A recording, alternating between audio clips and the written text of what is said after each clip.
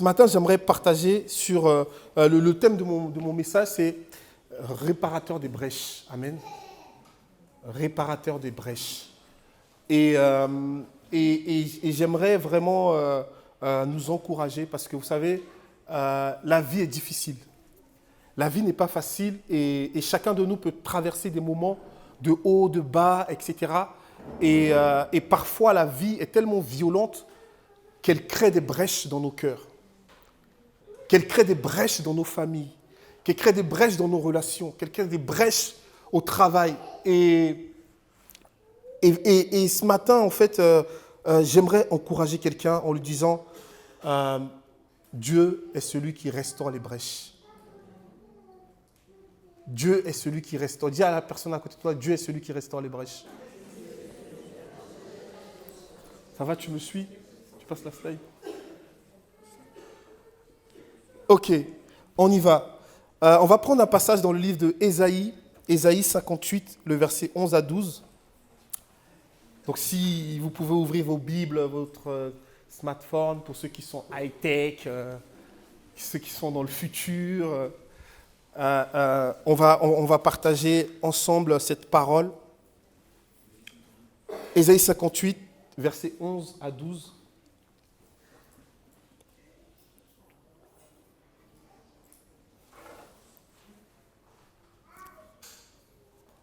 La parole de Dieu dit « L'Éternel sera toujours ton guide, il rassasiera ton âme dans les lieux arides, il te redonnera de la vigueur à tes membres, tu seras comme un jardin arrosé, comme une source dont les eaux ne tarissent pas.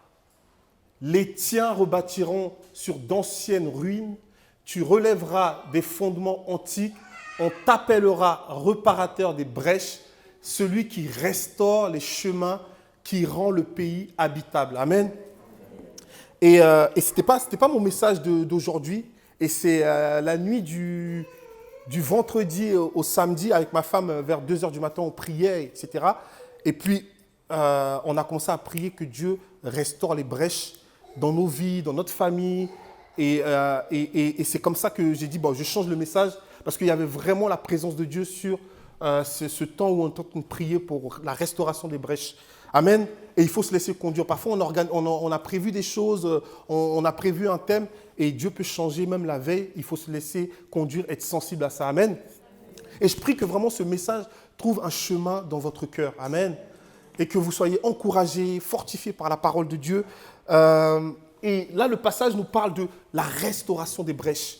Et c'est une prophétie qui concerne le Messie, Jésus-Christ, qui est celui qui vient restaurer les brèches pour rendre le pays habitable, pour rendre la surface habitable. Et pour comprendre en fait ce texte, il est lié en fait à un autre texte qui est dans Genèse 38, verset 29.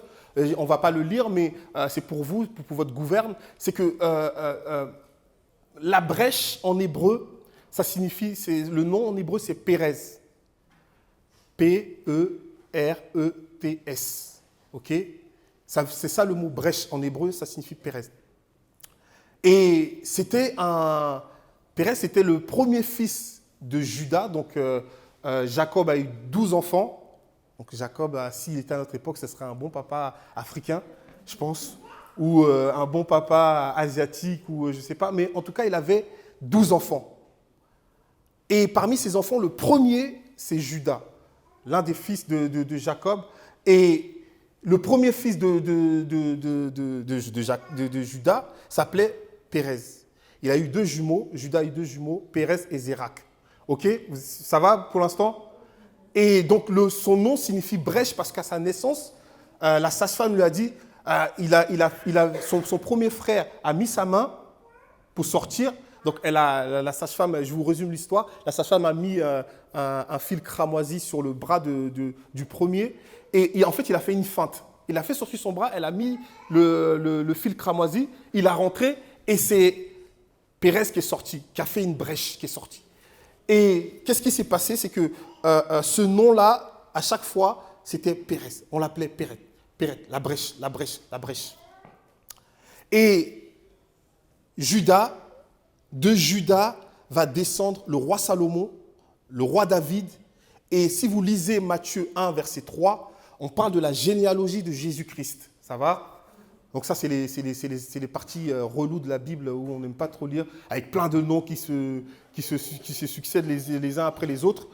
Mais dans la généalogie de Jésus, il y a Pérez. Amen. Donc c'est l'ancêtre de Jésus. Et son nom signifie brèche. Ça va? Vous me suivez? Et c'est comme si le monde, dans son origine, l'humanité à l'origine, avait connu une brèche. C'est comme si le péché originel avait créé une brèche dans le monde. Par la désobéissance d'Adam et Ève, c'est comme si l'ennemi, Satan, avait créé une brèche dans le monde. Et Adam, qui est le premier homme, a créé une brèche par son péché, par sa désobéissance. Mais le second Adam, qui est descendant de Pérez, vient pour restaurer la brèche que le premier a créée. Vous êtes avec moi? Et on nous parle de quelqu'un qui vient restaurer les brèches, des brèches. Ça veut dire qu'il y a plusieurs. Vous êtes avec moi? J'aime bien quand c'est interactif. Il faut participer, il faut suivre, etc. Ça va? Plusieurs brèches. Il est bon de définir déjà qu'est-ce qu'une brèche.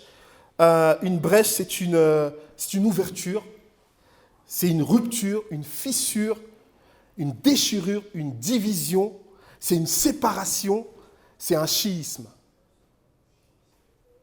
Quelqu'un qui a dit un schisme. Un schisme. Ça, c'est une brèche. Et la brèche, en fait, c'est vraiment dans le champ lexical de tout ce qui est bâtiment, construction.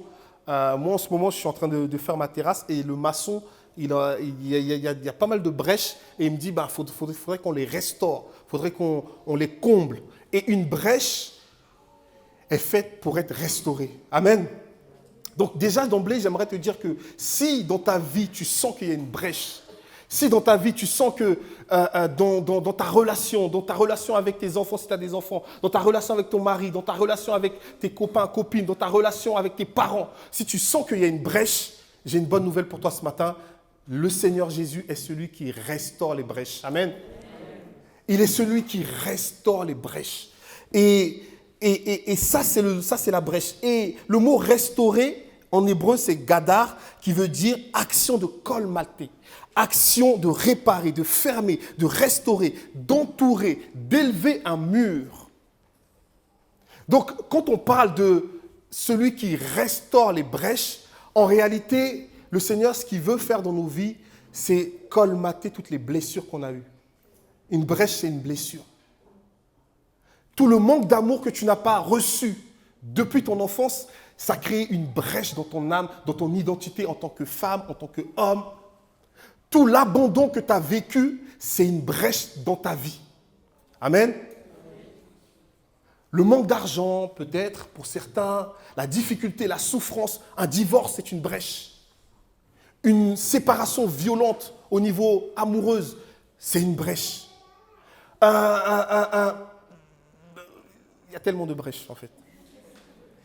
Et si on fait une cartographie de nos vies, si on nous photographie selon les yeux de Dieu et les yeux spirituels, on verra une maison, parce qu'on est comparé comme une maison avec plein de fissures, plein de brèches, parce que la vie est violente, parce que tout au long de notre parcours, on reçoit des coups. Et à chaque coup qu'on reçoit, c'est une brèche qui s'ouvre. Amen. Vous êtes avec moi? Et beaucoup, peut-être, vont essayer de colmater les brèches avec l'alcool, avec la drogue, en allant voir un psy, ce qui n'est pas mauvais, le psy, il faut, pour ceux qui le veulent, il faut consulter, etc., il n'y a pas de souci. Mais on essaye plus ou moins, par nos forces et les moyens qui sont à notre disposition, de colmater nos brèches. Amen. Mais celui qui pourra véritablement colmater et restaurer nos brèches, c'est Dieu. C'est l'amour de Dieu. C'est la parole de Dieu. C'est la présence de Dieu qui va nous emmener à guérir de nos brèches. Amen. Et lorsque quelqu'un a une brèche, lorsque dans une maison ou même une blessure, quand il y a une coupure, qu'est-ce qui fait? Le sang sort. Et le sang, c'est la vie. On perd la vie. À chaque fois qu'on est confronté, on a une brèche dans nos cœurs, dans nos vies, on perd quelque chose. Et le Seigneur veut restaurer tout ce qu'on a perdu. Amen. Dieu veut restaurer nos brèches. Je ne sais pas pour vous, mais moi, j'ai beaucoup de brèches. Amen. Peut-être que vous êtes parfaits, vous avez des ailes, vous êtes des anges. Il y en a, c'est des anges, ils sont parfaits. Mais moi, j'ai beaucoup de brèches. Pourquoi? Parce que déjà, j'ai grandi sans l'amour de mon père, sans l'autorité paternelle. Et ça m'a déséquilibré dans mon adolescence. Ça fait que je cherchais l'amour beaucoup dehors, avec les filles. J'essayais de montrer une image de moi qui n'était pas la bonne. J'étais violent et j'ai grandi en cité, ça ne m'a pas aidé. Donc, du coup, je traînais dans des bandes, j'étais dans tout ce qui est délinquance, etc. Parce qu'il y avait une brèche dans mon cœur. Il y avait une brèche dans ma vie. Il y avait une brèche dans mon identité. Vous êtes avec moi? Et lorsque j'ai donné ma vie à Jésus, le Seigneur, il est venu, il a commencé à colmater toutes les brèches que le monde a causées en moi, que la société a causé en moi, que mon entourage, que tout ce que j'ai vécu de difficile a causé en moi. Vous savez, il y a certaines douleurs qui sont silencieuses. Il y a certaines douleurs qui vont guérir avec le temps. Il y a certaines blessures, déchirures qui vont se refermer au bout d'un certain temps. Et le Seigneur veut poser sa main dessus ce matin. Amen. Le Seigneur veut restaurer nos cœurs. Il est dit que dans Ésaïe 61, que l'Esprit du Seigneur est sur moi pour guérir les cœurs brisés. Lorsqu'il y a brisure et déchirure et séparation, il y a une brèche là qui a besoin d'être restaurée. Amen. Peut-être que tu n'as pas reçu l'amour de ton père. Peut-être que la vie était violente avec toi. Peut-être que tu as vécu un divorce, une séparation qui a causé une déchirure en toi. Peut-être que tu as grandi avec tout, mais il y a un vide en toi. Il y a une brèche qui est là. Ce matin, le Seigneur veut restaurer. Ce matin, le Seigneur veut guérir. Ce matin, le Seigneur veut relever ta tête. Il veut relever ta dignité. Il veut te donner de l'espérance et de l'espoir. Amen. Amen. Celui qui répare les brèches. Et ce nom-là, Ben Peretz, dans la culture juive, dans la tradition juive, l'un des noms du Messie, de Jésus-Christ, c'est Ben Peretz, le fils de la brèche. Le fils de la brèche. Pourquoi? Parce que le premier Adam là où le premier Adam a échoué, le deuxième Adam vient restaurer. Là où le premier Adam a fauté, le deuxième Adam vient colmater les brèches. Là où la brèche a été ouverte par le péché originel, il y a un second Adam qui arrive sur la scène pour restaurer ces choses. Amen. Et le Seigneur, dans sa bonté, dans sa fidélité, vient pour réparer les brèches dans nos vies, mais il ne fait pas que ça. Il répare les brèches dans nos vies et il fait de nous, à notre tour, des réparateurs de brèches. Vous êtes avec moi? Le Seigneur vient pour réparer toutes les brèches dans ta vie, mais il fait de toi et moi des réparateurs de brèches. Et c'est ce qu'il dit. Vous serez des réparateurs de brèches et vous allez réparer les chemins. Et vous allez rendre le pays habitable. Le mot pays, dans la parole de Dieu, ça signifie territoire. Ça signifie peut-être ta famille, c'est un territoire dont les brèches ont besoin d'être réparées. Vous êtes avec moi? Peut-être que ton entreprise est en perte de croissance, il y a des brèches. Elle a besoin d'être restaurée et réparée. Peut-être que ta relation avec ta femme a connu des brèches, des moments difficiles. Ça a besoin d'être réparé et restauré. Amen. Peut-être que, je ne sais pas moi, quel exemple on peut donner? Participer. Les études. Waouh, Anaïs a connu une brèche à un moment, mais Dieu a colmaté cette brèche. Amen.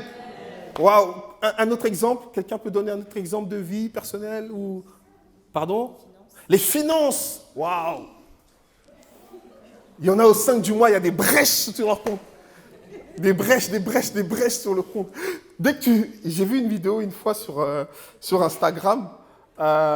C'était plein de gens qui dansaient comme ça. Je ne sais pas si vous l'avez vu, la vidéo. Ils dansaient comme ça et ils faisaient le tour. Et il y avait marqué toutes les factures, les charges qui passaient. Et la personne disait, au 5 du mois, ils arrivent tous, ils dansent comme ça. Et ça passe, tu vois, clac, clac, clac, clac, ça passe. Et peut-être qu'il y a des brèches, peut-être qu'il y a une mauvaise gestion financière que Dieu veut restaurer. Amen. Vous êtes avec moi? Et ce matin, je veux vraiment encourager les uns et les autres en disant, le Seigneur veut restaurer ta vie. Le Seigneur veut restaurer les brèches dans ta vie. J'aimerais aussi dire quelque chose qui est beau, c'est que, quel était le métier de Jésus? Charpentier, mais encore menuisier, ok, et encore bâtisseur, oui, on se rapproche. Enseignant, ça c'est après, mais son métier avant de vraiment être mis sur la scène pour du ministère, etc. Toutes les réponses sont bonnes, mais il y a quelque chose que j'aimerais compléter, c'est que on va prendre Marc 6,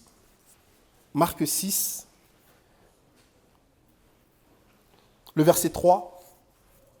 Marc. Donc Jésus prêchait la parole, faisait plein de miracles. On lui disait, les gens disaient, n'est-ce pas le charpentier, fils de Marie, frère de Jacques, de José, de Jude, de Siméon, et ses sœurs ne sont-elles pas ici parmi nous? Et il était pour eux une occasion de chute. Amen. Donc ce passage identifie le métier que Jésus faisait avant, jusqu'à l'âge de 30 ans. Donc Jésus travaillait comme tout le monde, etc., etc. Et on nous dit charpentier. Et quand vous prenez ce terme charpentier dans le grec, ça donne le mot tecton. Et tecton veut dire charpentier, ok, mais il y a plusieurs significations. Charpentier, artisan, maçon, ouvrier du bâtiment. Amen. Donc, pour colmater les brèches que le péché a commis dans la vie de l'humanité, dans le monde, le métier de Jésus était maçon. Est-ce que vous êtes avec moi?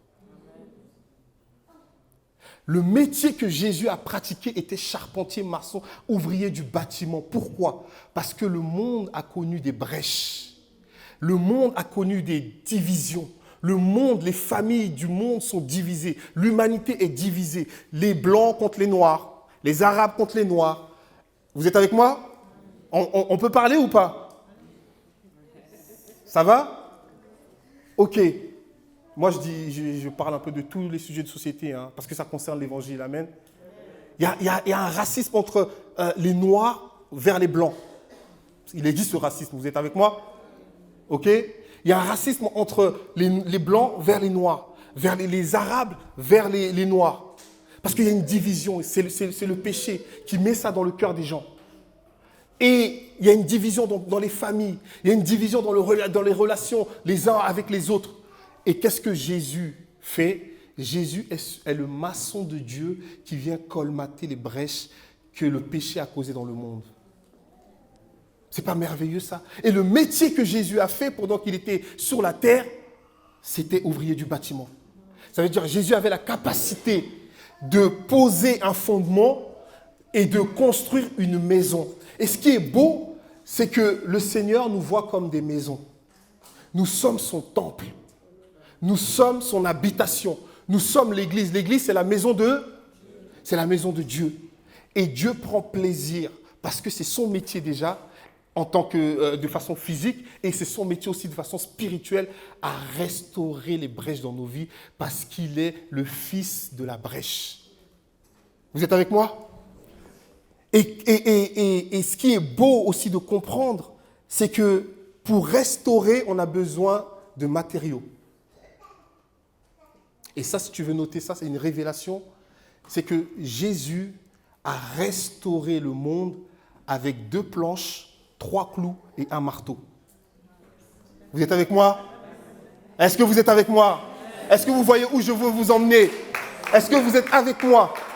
Jésus a restauré le monde avec 2 planches, 3 clous et un marteau. C'est la croix. C'est l'œuvre de la croix. Les 2 planches sur lesquelles il est monté, les clous qui ont percé ses 2 mains et son pied, 3, et le marteau qui a frappé ces clous-là. Par l'œuvre de la croix, par la mort de Jésus, par la croix de Golgotha, Dieu était en train de colmater les brèches du monde. Dieu était en train de revenir sur la scène du monde pour colmater les brèches. Si tu as une blessure, ça ne sert à rien de venir voir un pasteur. Va à la croix. Dis à quelqu'un, va à la croix.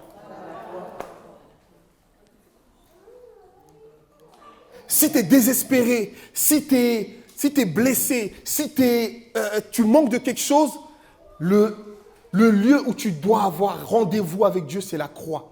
Parce qu'à la croix, en venant, tu déposes tes fardeaux, tes peines, tes craintes, tes peurs, tes blessures à la croix. Parce que c'est à la croix que cette œuvre de réparation, de restauration, de guérison, de renouvellement, de régénération, de délivrance, de miracle s'est produit. Et en venant au pied de la croix, en emmenant tes soucis, en emmenant tes problèmes, en emmenant tes difficultés, ton mal-être au pied de la croix, tu dis à Dieu, je viens, j'ai besoin que tu colmates mes brèches. Qu'est-ce que quelqu'un a besoin que Dieu colmate ses brèches? Et tu as besoin de venir à genoux au pied de la croix. On peut prier pour toi. Un homme, une femme, un pasteur peut prier pour toi. Mais celui qui va te guérir, c'est le Seigneur par son œuvre à la croix. Amen. Car il a cloué les condamnations, les dominations à la croix. Tout ce qui est ténèbres dans ta vie devient lumière à la croix. Amen. À la croix. Parce que c'est l'œuvre de la croix qui nous change. Et en venant au pied de la croix, en venant au pied de ces deux planches, de ces trois clous et de ce marteau, tu dis au Seigneur, sers-toi de ces matériaux pour colmater mes brèches. Sers-toi de ces matériaux pour colmater, parce que tu t'es servi de ces mêmes instruments pour guérir le monde. Et lorsque Dieu fait ça à la croix, qu'est-ce que Jésus est en train de faire? Il était en train de payer pour toi tes brèches, afin que ta vie, tes blessures, afin que tout ce qui est en toi, qui est défectueux, soit rétabli et restauré. Amen. Amen. Il a été ouvert. Il a connu une brèche à la croix. L'eau et le sang sont sortis, signe de l'alliance nouvelle. Désormais, il était venu pour restaurer l'humanité, mais pas seulement. Quand on colmate une brèche, c'est pour emmener quelque chose de nouveau. Dis à quelqu'un, emmener quelque chose de nouveau. Alors, à la croix, qu'est-ce qui s'est passé? Une nouvelle race d'hommes et de femmes va apparaître sur la scène. Désormais, en ouvrant ton cœur, en acceptant Jésus comme Seigneur et Sauveur au pied de la croix, tu deviens une nouvelle créature. Les choses anciennes sont et toutes choses sont devenues nouvelles. Parce que là, à ce moment, il fait une œuvre de rénovation dans ta vie. Dis à quelqu'un, rénovation. Restauration. Réveil. Amen. Au pied de la croix. Et finalement, c'est une œuvre qui est gratuite parce que ce maçon qui a été crucifié sur la croix, je ne sais pas si tu connais parce que tu es un peu dans la rénovation, etc. Mais au pied de la croix, là, ta vie va changer à tout jamais. Et tes brèches vont être colmatées à tout jamais. À chaque fois que tu vis des violences dans ton cœur, dans ton âme, va au pied de la croix, te prosterner là et dire au Seigneur, j'ai besoin d'être colmaté. Qui a besoin d'être colmaté ce matin? Ah, il y en a, ils sont parfaits, ils n'ont pas besoin. Moi, j'ai besoin. Amen. Moi, j'en ai besoin. J'ai besoin que Dieu me restaure. J'ai besoin que Dieu me renouvelle. J'ai besoin que la croix du calvaire vienne pour asseoir l'amour de Dieu dans mon cœur, la présence de Dieu dans ma vie et que toutes mes brèches, mes blessures, toutes les divisions, même le décès, quand tu vis un décès, c'est une brèche qui est là, c'est une séparation entre quelqu'un que tu aimes et quelqu'un qui part. Ben là, le Seigneur a besoin de te restaurer, il a besoin de colmater ton cœur. Quand tu vis une déception amoureuse, tu te sens abusé par une personne, tu te sens trahi par son engagement, ben il y a une brèche qui est là, le Seigneur a besoin de colmater. Amen. On a besoin d'être restauré par celui qui répare toutes les brèches.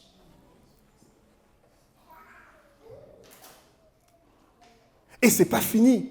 C'est que lorsque le Seigneur restaure et colmate toutes tes brèches, il fait de toi maintenant quelqu'un qui répare les autres. Et tu répares les autres comment? Par ton témoignage. Dis à quelqu'un, par ton témoignage. J'étais comme ça, j'ai vécu ça, je suis passé par là, par-ci, par ça. J'ai été guéri, restauré, colmaté.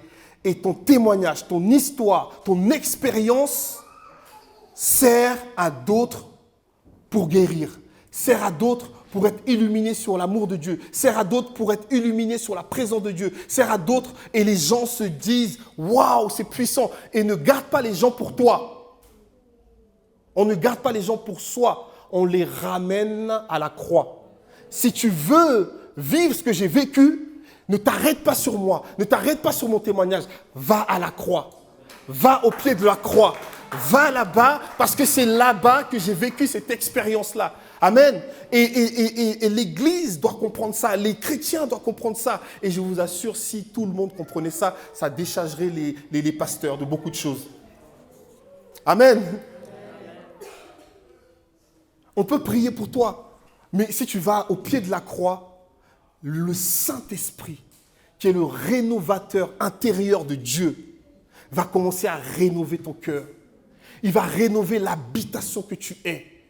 Il va rénover les fenêtres. Ça, c'est l'entendement, les fenêtres. La porte, c'est les yeux de ta maison. Tout ce que tu vois, tout ce qui entre. La porte, tes yeux. Il va restaurer tout. Il va meubler ta maison parce que tu es une maison. On est vraiment dans le champ lexical de tout ce qui est maison, rénovation, etc. Il va colmater toutes tes brèches. S'il y avait des fuites d'eau, Dieu va s'en occuper parce que le Saint-Esprit est un excellent plombier. Qui est d'accord avec moi? Amen. Ta tuyauterie qui ne fonctionnait pas bien, Dieu va tout s'occuper de ça. Le Saint-Esprit va tout restaurer. Il va mettre une peinture nouvelle, une atmosphère dans ta maison nouvelle. Les gens vont te dire, waouh, mais c'est qui cette fille? Eh bien, cette fille, elle remonte du désert. Elle remonte du désert appuyée sur son bien-aimé, Cantique des Cantiques. Il dit, quelle est cette femme qui remonte du désert appuyée sur son bien-aimé? Elle a traversé le désert, elle a traversé des choses difficiles, mais elle était au pied de la croix pour être restaurée, pour être renouvelée, pour être remis au goût du jour. Amen. Amen. Un chrétien est toujours à la mode. Ah, on dit toujours. Un chrétien est toujours à la mode. Malgré les saisons, les temps, il continue de porter du fruit. Tout le temps. Amen. Parce qu'on est greffé on est greffé à l'olivier franc. Amen. Et on tire, on puise notre énergie, notre force de la présence de Dieu. Ça ne va pas, je vais dans la présence de Dieu, je me pose au pied de la croix. Je suis découragé, j'apprends une nouvelle, je vis des divisions, je vis des querelles, des murmures, on parle sur moi, c'est pas grave. Le plus important, c'est que moi, je me pose au pied de la croix, je fléchis les genoux devant la croix et je dis au Seigneur, Seigneur, colmate mes brèches. Seigneur, restaure mes brèches. Seigneur, je ne veux plus que de mon cœur sorte du sang.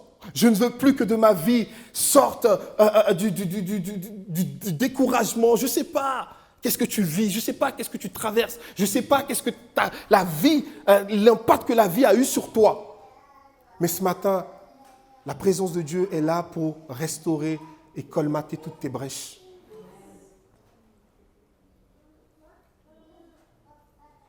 Tes brèches au niveau sentimental, amoureux, familial, relationnel, émotionnel, au niveau du travail, au niveau de la famille. On a besoin que le Saint-Esprit vienne pour colmater nos brèches. Peut-être c'est ton mari qui ne prie pas. Il y a une brèche là entre ta foi et lui, ce qu'il vit actuellement. Le Seigneur a besoin de colmater. Amen. Le Seigneur a besoin de colmater ton travail qui est pesant sur toi. Tu te dis, mais comment je vais faire? Je suis à bout. Le Seigneur veut colmater, te renouveler, te donner la force et la vigueur. Amen. Ça va, vous êtes avec moi? Dis à quelqu'un, il répare toutes mes brèches.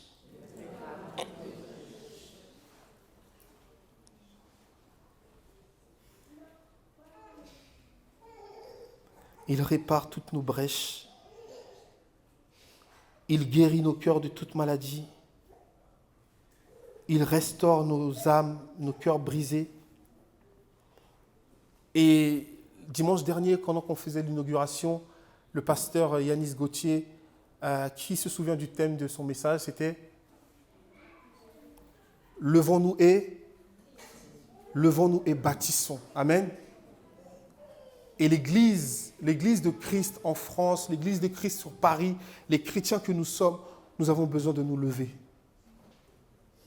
Et quand je l'appelais pour dire « Oui, qu'est-ce que tu vas prêcher comme message à l'inauguration ?» Il m'a dit « Je vais prêcher « Levons-nous et bâtissons ».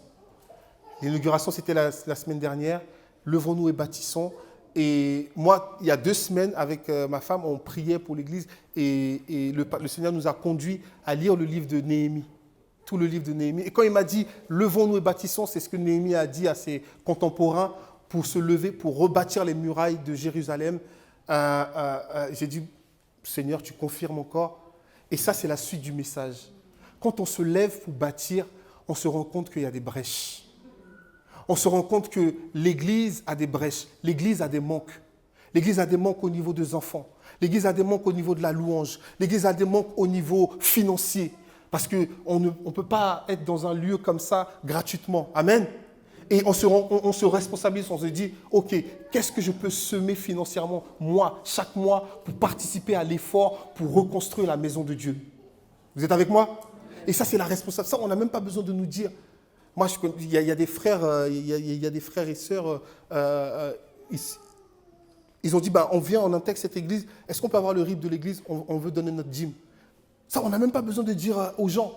La responsabilité de chacun te pousse à te dire, il faut rebâtir. Qu'est-ce que je peux donner? Qu'est-ce que je peux donner si j'ai une grâce pour chanter? Comment je peux mettre cet instrument au service de Dieu pour colmater la brèche? Parce que je vois que dans la louange, il y a un besoin. Je vois qu'au niveau des enfants, il y a un besoin. Donc, il y a une brèche qui est là. Je vois qu'au niveau des médias, je suis super forte sur les réseaux sociaux. Je suis super forte sur tout ce qui est marketing. Comment je peux aider l'Église à mieux communiquer? Comment je peux aider l'Église à mieux se développer? Peut-être j'ai des grâces, je ne sais pas moi, au niveau de la technique, au niveau de l'intercession, de la prière, je ne sais pas. Comment je peux mettre mon don à service pour colmater les brèches, afin que lorsque toutes les brèches sont colmatées et que toute la maison est bien restaurée, Dieu puisse remplir la maison de biens. Amen. Et dans l'Église, parfois, et malheureusement, on a 90% de personnes qui sont des consommateurs et 10% qui sont là en train d'essayer de colmater les brèches. Mais Dieu t'appelle à réparer les brèches ce matin. Dieu nous appelle, chacun de nous, on a un don, un talent, on a une destinée, on a des choses qui sont en nous que Dieu a déposées. Que fais-tu de ça? Comment tu colmates les brèches dans l'Église? Tu entends quelque chose, tu te mets à critiquer, à murmurer. Non, prie. Ta prière va aider Dieu à colmater les brèches. Est-ce que vous êtes avec moi? Tu vois qu'il y a un besoin par rapport aux enfants. Ta prière va aider à colmater. Amen.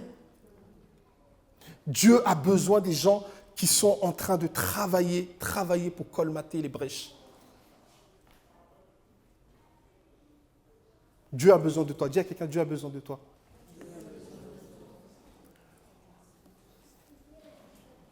De la même façon que tu as besoin de Dieu, Dieu a besoin de toi. Amen. De la même façon que tu as besoin de Dieu pour tes besoins personnels, Dieu aussi il a besoin de toi pour son œuvre et pour son Église.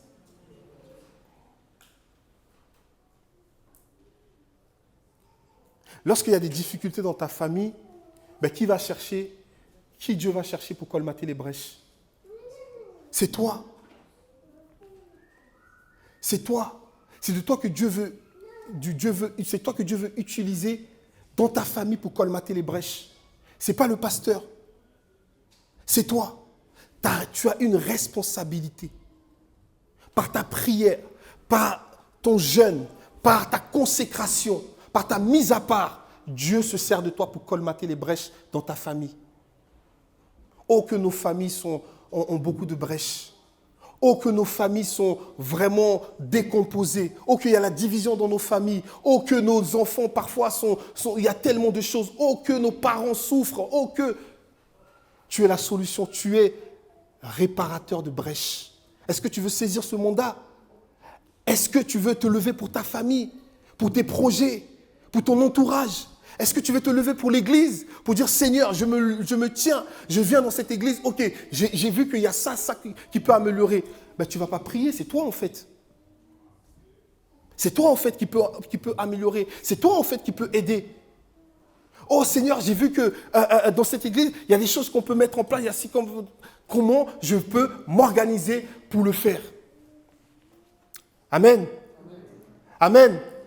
Qui veut être réparateur de brèches? Ah, Rihanna, elle a levé les deux mains.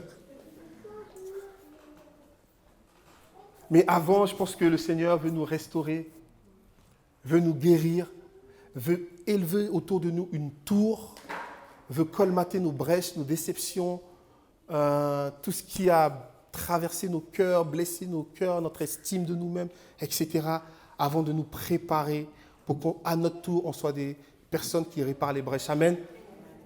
Est-ce qu'on peut se tenir debout?